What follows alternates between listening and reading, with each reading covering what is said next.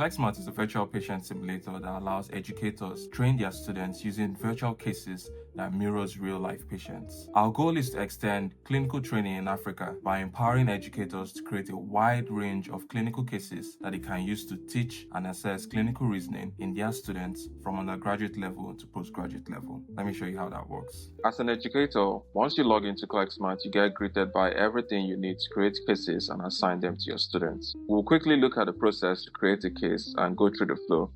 So you can simply click New Case, and you can create a case as a single diagnosis, or if you have a vignette, you can create a vignette. You select the department you're interested in, and for this, we'll do internal medicine, respiratory system. On a standard case, the patient profile, educational level, and health literacy. We can also put a timer. Let's say we put 10 minutes for the timer. So a diagnosis here could be community acquired pneumonia, and we simply click the generate case button. This typically takes about 15 to 30 seconds, but it creates a scaffold around this particular case would like to do. Now you've created a case, and as an educator, you can go through every aspect of this case to edit what you like to see and edit things that you don't want to see. So right now we have the bio data. You can simply click to add some more things to the bio data. We go to the presentation, we see the presenting complaints as well as the history of presenting complaints. You can read through to edit things, and to the next we go to other parts of the history. We have the past medical and surgical history, we have drug history and allergies, we have family history, we have social history, and we have review of systems. Again, you can edit any single part of this, adding things that you would like to see in any part of this clinical presentation. On to the next, we have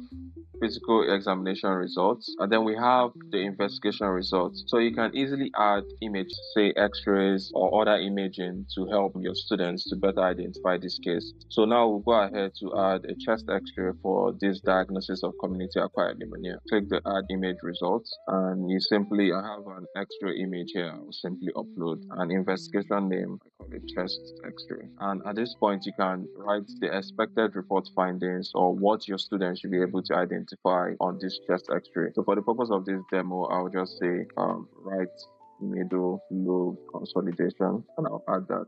You can go on to add as many other imaging results as you want to, as would be very useful for your students. The next tab is about learning objectives, and we allow educators to set specific learning objectives per case that we use to access the students. Let's say, for example, in this diagnosis of community acquired pneumonia, we would like to make sure that our students can recognize risk factors for community acquired pneumonia. So one of our learning objectives will be identifying risk factors for the diagnosis. So I'll quickly add that here, and you click the add button. The importance of setting learning objective is that you're telling the platform what is important to you as an educator, and this is what we use to access the students when they take the case. The next tab is the OSCE checklist, and the OSCE checklist tab allows you to generate an OSCE checklist that will be used to assess the students as they take the case. So right now we'll just go ahead to generate an OSCE checklist. This takes about 15 to 30 seconds to do. Now we have an OSCE checklist generated, and as an educator, you can go through each one of them and edit them. So you can view the marking scheme or the marking guide for each part of the OSCEs. Everything is editable by yourself as an educator. You can edit, you can change the scoring system, you can add more weight to more parts of the history, and you can also access both the history, the clinical examination, investigations, as well as management. Everything is entirely editable by you. As an additional bonus, you could easily print this score sheet. This is a printable version of the OSCE checklist that was just generated for this case. We expect, or we hope, that it helps educators also get OSCE checklists generated that they can use for in-person assessment. So this is simply something you can print and save from the website here. At the end, when everything has been properly reviewed, you can click the preview button and go over to preview this case, read through everything, and make sure it meets your standard. And when you're done previewing, you publish the case. Upon publishing this case, the next thing is to assign this case to your group of students. So simply clicking the assign to group, and either you select from an existing group, or in your case as a new user, you select a new group. So let's call this internal medicine group 3, and you simply assign. Now you have a clickable link you could copy and send to your students. Let's try to load this up and see what it looks like when a student receives it. When a student tries to attempt your case, this is the first thing they see, and they can easily start the case. For the next part, we'll show you what it feels like when a student takes your case. Good day everyone, my name is Wanebe Goodness, and today I'll be showing you a demo through ClerkSmart. ClerkSmart allows you to collect patients and practice clinical reasoning outside the hospital. Now we have a patient generated for us, and I'll go on to talk with this patient like I would in the clinic. I can either use text or I can use voice. Let me show you how texting looks like.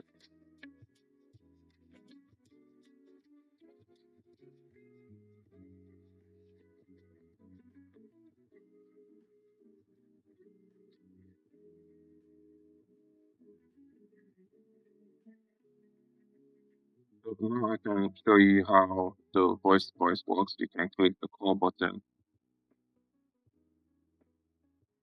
Good day, Mr. John. Please tell me about the fever. Is it present at every time in the day? Yes, the fever is always there, but it comes and goes. I just don't feel well at all. Okay, I'm so sorry to hear that. Do you feel like you're cold inside and do you feel your body shaking every time the fever comes? Yes, I feel cold and sometimes I shiver a little. So you can continue this conversation with voice or you can go back to text. Now let's assume that the student is done clicking this patient. You simply click the finish button and you're taken to a page where you write up your differential diagnosis, you request for physical examination findings, and then you request for your preliminary investigations. So for this patient, these are my differential diagnosis, these are the physical examinations I'll be requesting, and these are my preliminary investigation plan. Now I'll request for results.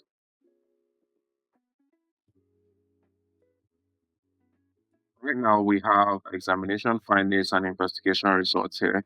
You can scroll to see the vital signs for this patient, as well as read through to find findings on the physical examination. So these are findings on the general examination, and these are findings on respiratory system examination. You can go over to the investigations to see the results of the full blood count and differentials we asked for, and you can read a report of the findings on chest X-ray.